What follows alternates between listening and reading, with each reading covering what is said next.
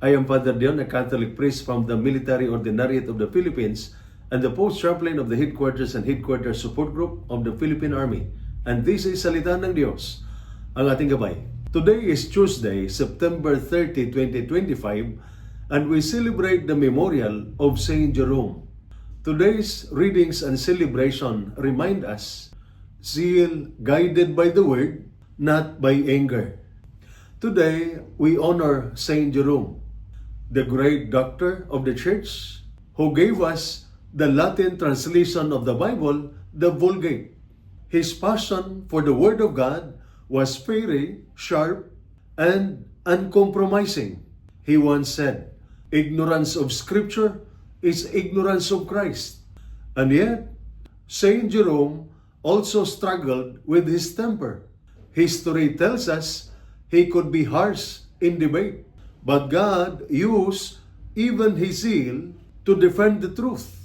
His life reminds us that zeal is a gift when guided by the Spirit, but destructive when driven by anger.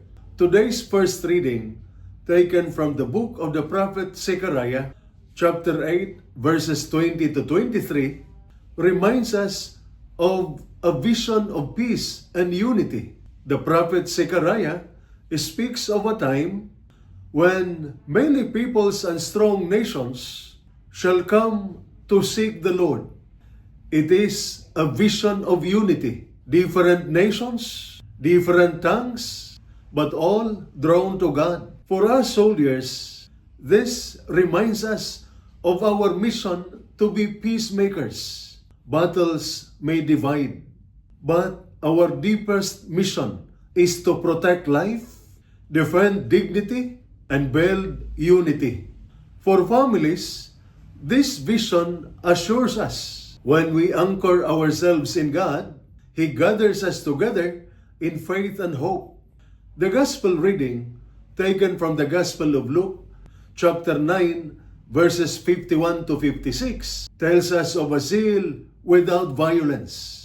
In the Gospel, James and John wanted to call down fire on a Samaritan village that rejected Jesus. Their zeal was strong, but their method was wrong. Jesus rebuked them and chose the path of patience and mercy. How often do we, like the disciples, want quick justice or revenge when we feel insulted or hurt? But Jesus shows us that true strength is not in destroying, but in enduring, not in cursing, but in forgiving. For soldiers, this is a hard but necessary truth. Courage is not just pulling the trigger, it is also restraint, discipline, and mercy. For families, this means responding to conflict not with bitterness, but with patience and love. Saint Jerome reminds us that God's Word is our weapon, that our greatest weapon is not anger, but the Word of God. The Bible forms us, guides us, and keeps our zeal focused on truth and love. A soldier untrained cannot win battles. A Christian without Scripture cannot win the battles of life.